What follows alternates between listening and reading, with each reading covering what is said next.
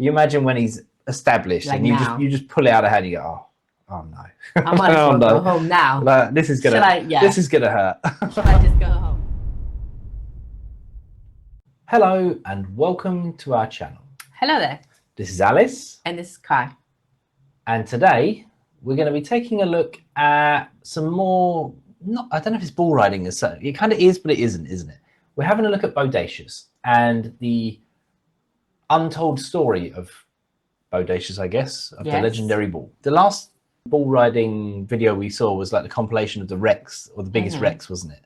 And in the comments, you guys definitely mentioned that we should have a look at Bodacious because he was obviously the bull to be reckoned with, I guess. Yeah, I think he's the bull that's been ridden the least. He's an absolute beast, and I don't know if he's been ridden the least. I think he's just the one that does the most damage to people. Well, that's what I mean. Like, people get on him and they can't stay on him. Yeah. Okay, makes sense. Yeah. So yeah, today we're taking a look at the untold story. So let's jump in and see what it's all about. Let's do it. Let's begin. Strap in for an exciting ride with Bodacious, one of the most notorious bucking bulls of all time. With an impressive combination of aggression, agility, and strength, he was known to launch riders like rag dolls, while some competitors broke bones or suffered serious injuries. Yet, despite his reputation, Bodacious remained a fan favorite, with many comparing him to Michael Jordan or Muhammad Ali. So hang on tight and get ready to learn all about the most bodacious bucking bull of them all. Born in 1988 on Merrick Ranch. I can't get over the way he says it. Bodacious. Bodacious.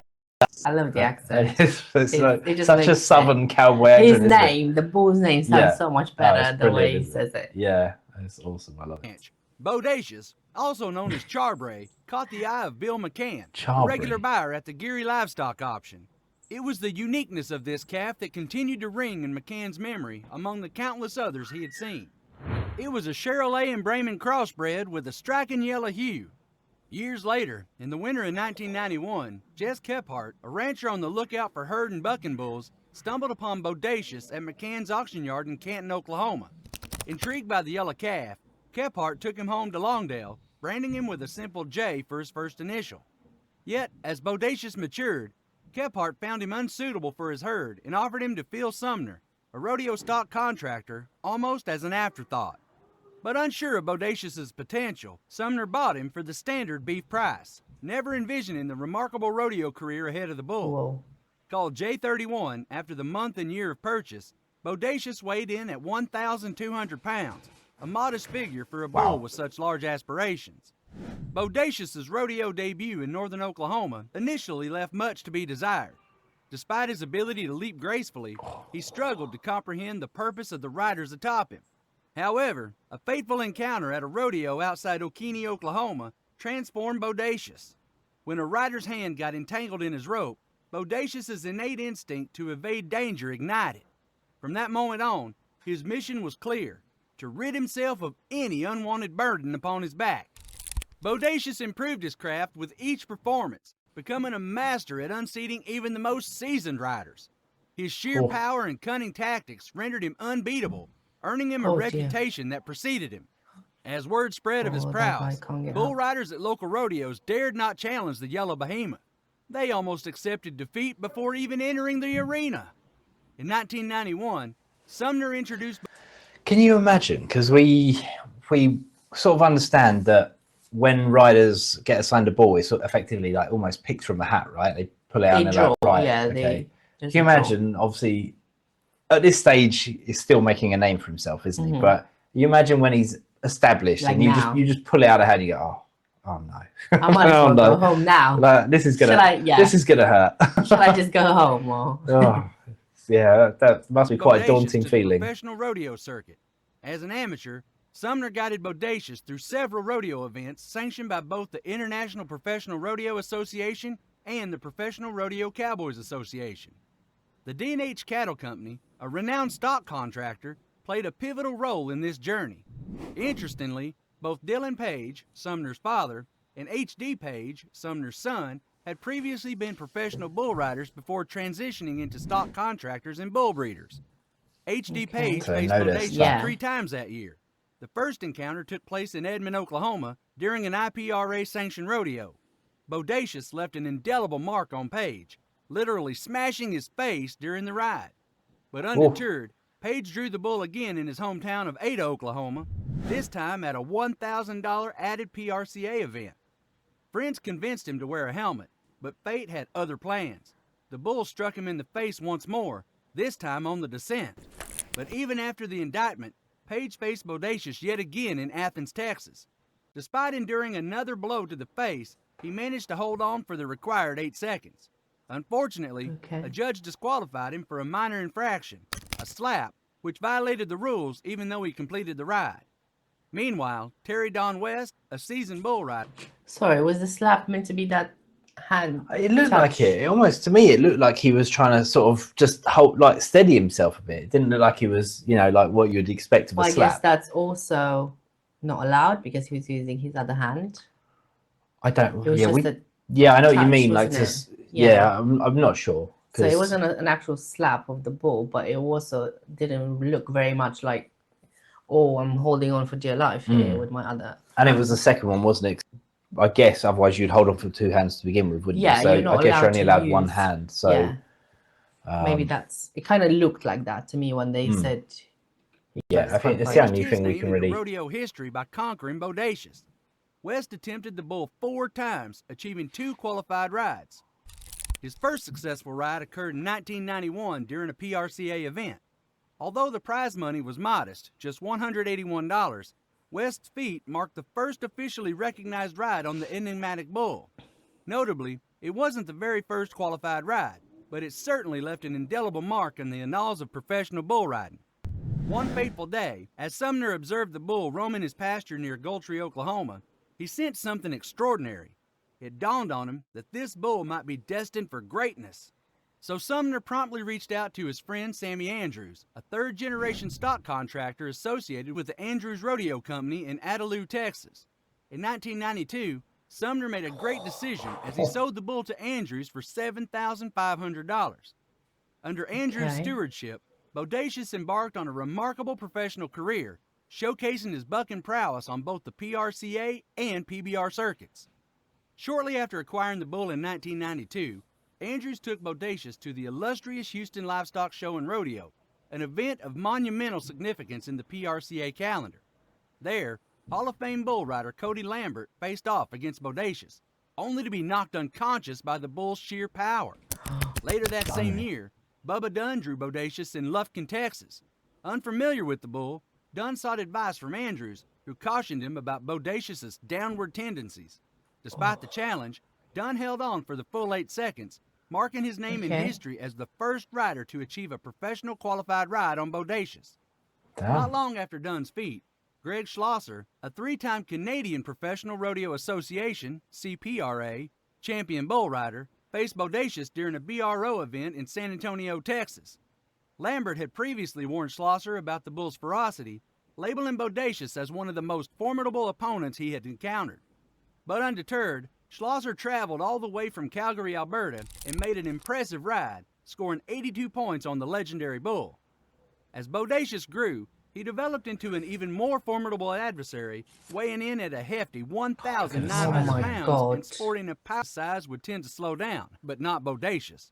His front end could lift high into the air when he bucked, and he used the full force of his weight to jerk riders up into the air with his downdraft. Tough Hedeman, a legendary bull rider, drew Bodacious for his first ride in Memphis.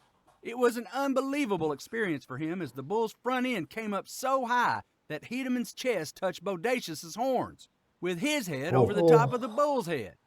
Hedeman could not keep hold of the rope, and his first attempt at riding Bodacious was unsuccessful. A month later, Hedeman got his second chance at Bodacious in Tampa. His hand came loose from the rope after 5.5 seconds, but he hung on for longer. Bodacious, however, eventually threw him off just before the 8-second mark. Hedeman had failed to conquer the bull once again. Terry Don West, who had previously conquered Bodacious, attempted to ride the bull again in 1993. But this time, Bodacious bucked him off and bruised his ribs in the process. Nevertheless, West... I think as well, like, when this guy rode him before, he was a lot younger. So Yeah. Bodacious has now obviously learned and mastered his trade a little bit. And you he got know, bigger and stronger. and much and bigger. more He went from experience. 1,200 to 1,900 pounds, Yeah. didn't he? That's, But overall, he's at this stage, he was only 5 years old.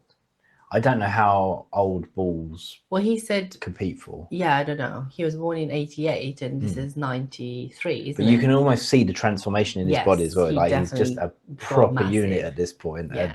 And also he's scaled up, right? So he's gone from like, you know, the low competitions to now PVR, which is like the Professional, yeah. professional bull riding, isn't it? It's crazy, isn't it? These guys are nutcases. Like who would The willingly go courage, onto this? like the courage you must have. Oh, And obviously it's just what they do, I guess. It's obviously what they do, but I mean, I don't know. I think if you pull that bull out of a hat, you're definitely dreading it, aren't you? Probably. You've got yeah. to be. It's got such a name for itself at this point. Yeah. And I mean, don't get me wrong. For I good suppose all the reason. bulls are probably pretty ferocious. This is just kind of the one that is known for Yeah. being quite a legendary bull, I guess. West was not alone in his desire to take on Bodacious. Ben "Leg" Stevenson scored 93 points on Bodacious at the National Western Stock Show and Rodeo in Denver, Colorado, impressing seems the to be a crowd with his trademark. skill. This Yeah, it's set like the he stage sort of for drops Cub down Hedeman's and third comes up, attempt doesn't at he? riding Bodacious, which took place at the 1993 BRO World Finals in Long Beach, California. Hedeman had not let his previously failed attempts at taming Bodacious deter him from his goal of riding the infamous bull. He was determined to succeed, and his determination paid off. His third attempt of the day resulted in a ride that earned him 95 points and helped him win the 1993 World Championship title. It is widely Okay. considered one of the greatest rides in rodeo history, showcasing Hedeman's Wow. skill and balance as he rode the bull with ease. For many, it was a performance that was nothing short of breathtaking. For Terry Don West, his third attempt at riding Bodacious in 1994 turned out to be a life-threatening experience. The event took place at the Houston Livestock Show and Rodeo, and West decided to forego any safety gear for the ride. Bodacious viciously attacked West with his head and shoulders as West was falling off him, leaving West with broken ribs, a broken wrist, and a punctured lung. Michelle, my God. West's wife, Ouch. had downplayed West's fears prior to the ride, but after witnessing the horrific outcome, she admitted that she had been wrong to do so. West's experience with Bodacious brought the bull national attention, and the severity of the injuries he inflicted on West raised questions about the ethics of bull riding. Some wondered whether it was worth the risk to put a rider's life on the line for entertainment. But the cowboy spirit is a tough one, and for many, the thrill and challenge of riding bulls like Bodacious outweighs the risks. There's also Cody Custer, another bull rider who attempted Bodacious in 1994, and the experience was just as daunting. Custer described himself as being nervous before the ride, and even though he initially held on for 2 seconds, Bodacious eventually sent him flying with such force that one of his horns left a gash on Custer's cheek. Custer was left with a feeling of awe and disbelief, not quite able to comprehend what had just happened. It was a stark reminder of the power and unpredictability of a bull like Bodacious. Despite the danger, riders like Custer and West were driven by a desire to test their mettle against the ultimate challenge. On October 26, 1995, the day of Hedeman's third encounter with Bodacious, the MGM Garden Arena was packed. There was bull riding enthusiasts in every seat, including the bull riders, stock contractors, and other people in the livestock business. The general public was there, as well as rodeo sponsors and media. To the crowd, Hedeman had the reputation of being the undisputed boss of the bull riding world, so they were excited to see him take on the reigning champion bull. In round 2, Hedeman's confidence was high. This time, he felt like he had done everything right. He had his rope set just right. His leg was set perfectly. He was in the right frame of mind. When Bodacious charged out of the chute, it was clear to everyone watching that something was wrong. Instead of turning to the right, as the bull usually did, he turned to the left, and Hedeman's hand was not positioned where it should have been. He held on for as long as he could, but eventually, Bodacious threw him. As he came off the bull, his hand became caught in a rope. He couldn't let loose, and Bodacious threw him hard. The moment of the accident was a blur of confusion and pain for Hedeman. One moment he was confident, and the next he was whacked to the ground, numb and dazed. As he left the arena, he could tell that something was wrong by the horrified look on the faces of those around him. He knew his jaw was broken, but he had no idea that the damage was so extensive. The medical staff that from the revealed that headbutts? every He major bone in really his cocked face it, was didn't he? broken, and he would need 2 surgeries to repair the damage. Damn. 13 grueling hours of reconstructive surgery, he was discharged. The swelling in his face was so severe that even his own son could not recognize him. The thing is, Bodacious had taken time out of the competition, but his return was unusual as it became more dangerous. When he returned to the rodeo circuit, he had developed a new... So I suppose they sort of got used to his movements because he must have been quite predictable at that point. Like he's going the same direction. Going that way, yeah. And then in this one, he obviously didn't. And then he paid for it because... Yeah, he was not expecting him to react that way. Well, he sort of... It went that way, didn't he? And his arm wasn't there. And it's like he just headbutted the ball. And that's obviously done all the damage. But, the risk of riding such a... Bodacious. You couldn't resist, could you? You couldn't I resist. love it. Okay. move that was even more deadly for the riders. He would lower his head to the ground, luring the rider to shift their weight forward. Then suddenly, he would thrust his head upward with incredible force, attempting to smash the rider in the face. It was a new tactic that made him even more unpredictable and deadly. In his retirement, Bodacious spent most of his days relaxing on the Andrews Rodeo Company ranch. But he wasn't entirely retired. He still had an important job to do. As a prize bull, his semen was collected and stored for breeding purposes. Eventually, the breeding organization Buckers Inc. was formed, and Bodacious was its first client. The goal of this organization was to keep the legacy of Bodacious alive and to improve bull breeding overall. Bodacious's marketing was also managed by Buckers, who made sure that the bull's legacy continued to grow. Even in retirement, Bodacious was still in demand. Solid unit. He was invited on tours to state fairs, rodeos, and casinos around the United States. He was a celebrity bull, and wherever he went, he drew crowds of people eager to catch a glimpse of the infamous bovine. No matter how old he got, he always drew attention and commanded respect. In his later years, Bodacious developed a serious hoof infection. In order to treat the infection, he was given medication that ended up damaging his kidneys. Ultimately, the infection and the medication side effects led to his death in 2000 at the age of 12. His death was a sad event, but his memory lives on in the hearts of rodeo fans everywhere. His final resting place is marked by a small, miniature bucking chute that was made by the Houston Rodeo and Livestock Show. The chute serves as a tribute to his legacy as one of the most famous and feared bulls in rodeo. Which other bull would you love to see us cover? Mention their names in the comments section below. Don't forget. Okay, just gonna stop there. So, Bodacious. He was a proper celebrity. He was. Like no other in what we know. No, he was in pretty... bull riding history. Well, we obviously don't know a lot about bull riding, so we don't know about other bulls that were or famous bulls. No, but obviously this one seems to be one of the, if not the most famous, and it has been recommended to us for a reason. So people know its name, and I wouldn't get on that bull. No, I don't mind you. I don't think I'd get on any bull, to be honest. You know. Yeah, true. I guess I would go on a mechanical one. But it's a bit of a lifestyle, I suppose. If you've grown up doing it, you just don't think anything of it, right? But I don't know. It looks like carnage. I don't think I would want to openly go on something that's going to likely flatten me, you know? Yeah. So or headbutt me or whatever. It's obviously dangerous.